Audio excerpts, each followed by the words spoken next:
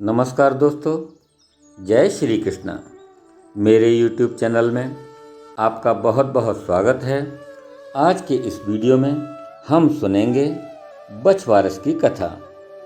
इसे हम गौवस द्वादशी के नाम से भी जानते हैं। भाद्रपद महीने की कृष्ण पक्ष की द्वादशी बछवारस कहलाती है। इसे ही गौवस द्वादशी कहते हैं। बछवारस अर्थात गौवस द्वादशी का यह व्रत पुत्रवती स्त्रियां अपने पुत्र की मंगल कामना के लिए करती हैं। प्राचीन मान्यताओं के अनुसार इस दिन भगवान श्री कृष्ण पहली बार वन में गाय और बछड़ों को चराने के लिए गए थे।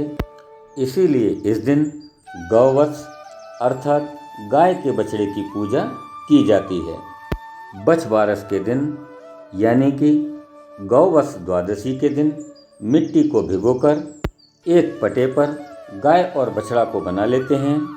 फिर उसकी पूजा करते हैं। जल, भैंस का दही, भिगाए हुए मोठ, बाजरा के आटे में घी और चीनी डालकर उसकी गोली बना लेते हैं और उन बनी हुई गोलियों को गौ और बछड़े पर चढ़ाते हैं।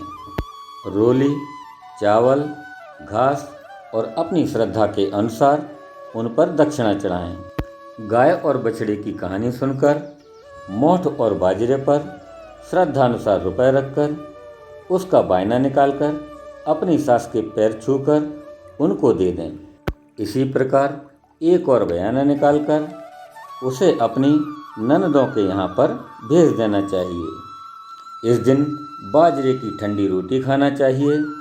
गाय का दूध, दही, चावल और चीनी इसका सेवन नहीं करना चाहिए।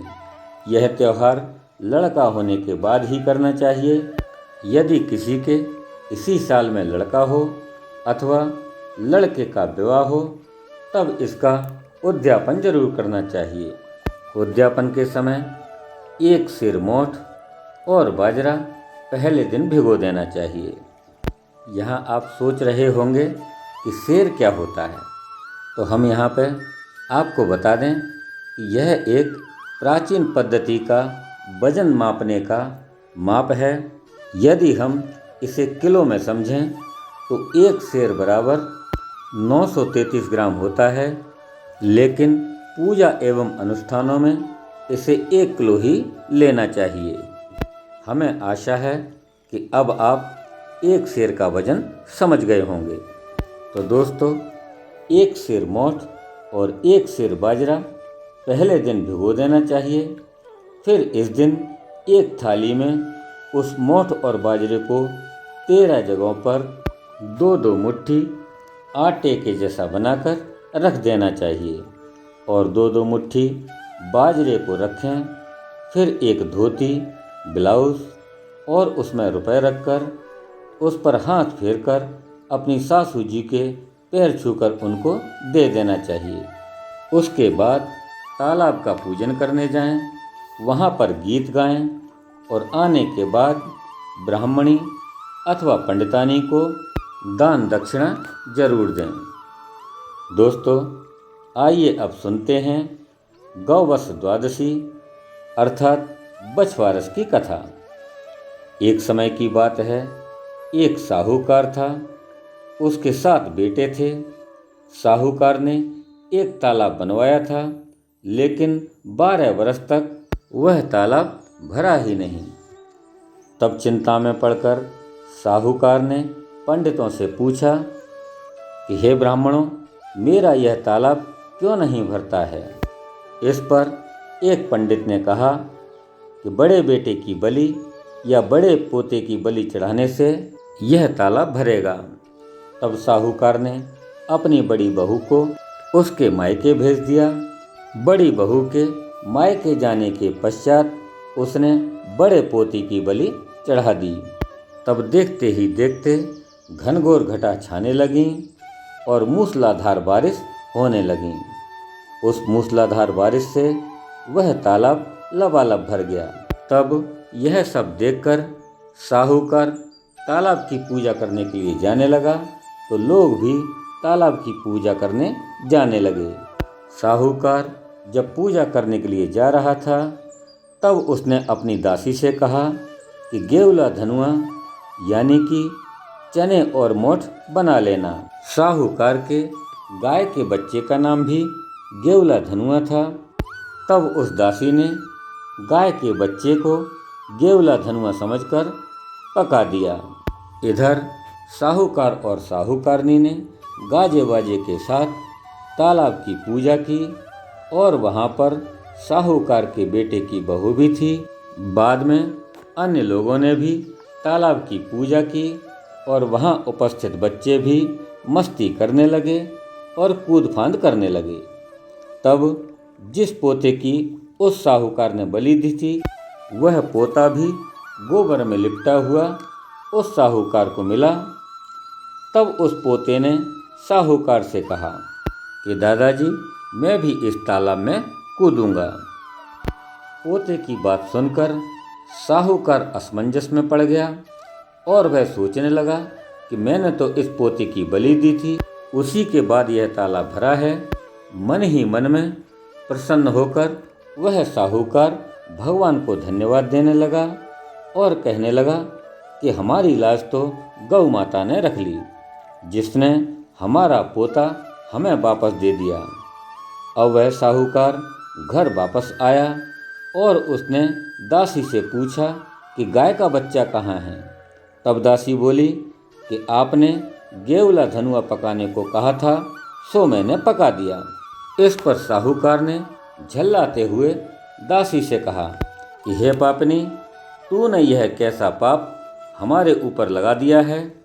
एक पाप तो हम उतार कर आए हैं, उससे पहले ही दूसरा पाप तूने हमारे सिर पर मढ़ दिया।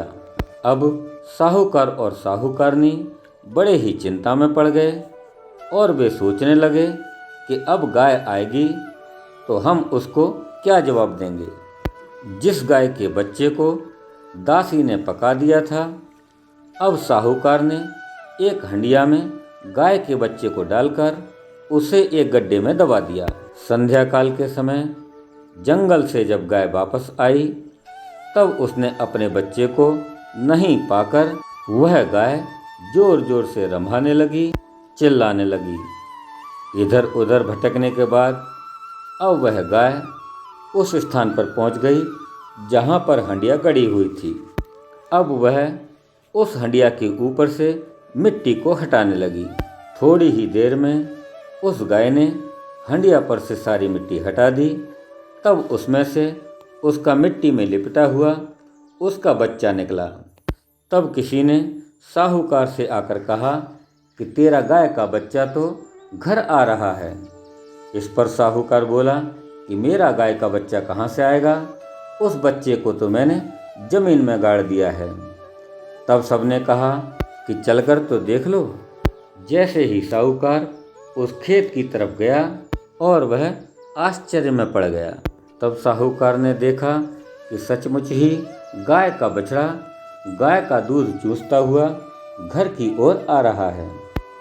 अब तो साहूकार ने पूरे नगर में ढिंढोरा पिटवा दिया कि सभी माताएं और बहनें जो बच्चों की माता हैं वे सभी इस दिन ठंडी चीज़ें खाएं, गाय और बछड़े की पूजा करके उसका उद्यापन करें, तालाब का पूजन करें और पटे की पूजा करके जो भी बायना निकालें उस बायने को अपनी सासू जी, ननद को अथवा किसी ब्राह्मणी को दे दें। हे बछवारस माता, हे बछवारस माता, जैसे आपने उस साहूकार और साहूकारनी को फल दिया, उनकी मनोकामना पूर्ण की, हे बछवारस मैया, वैसा ही फल जो भी भक्त आपकी इस कथा को सुनता है अथवा पढ़ता है उसको भी देना और उसकी सभी मनोकामनाएं पूर्ण करना। बोलिए श्री बछवारस मैया की जय। तो दोस्तों, यह थी बछवारस की कथा अर्थात गौवत्स द्वादशी की कथा। आपको हमारी यह कथा कैसी लगी आप हमें कमेंट बॉक्स में जाकर अवश्य लिखें। साथ ही हमारे इस वीडियो को लाइक करें, शेयर करें और आप हमारे चैनल पर यदि नए हैं तो हमारे इस चैनल को सब्सक्राइब अवश्य कर लें। बेल आइकन को प्रेस करके उसके नोटिफिकेशन को ऑन कर लें, जिससे हमारे आने वाले सभी वीडियो आपको समय समय पर मिलते रहें। धन्यवाद। जय श्री कृष्णा। जय श्री हरि।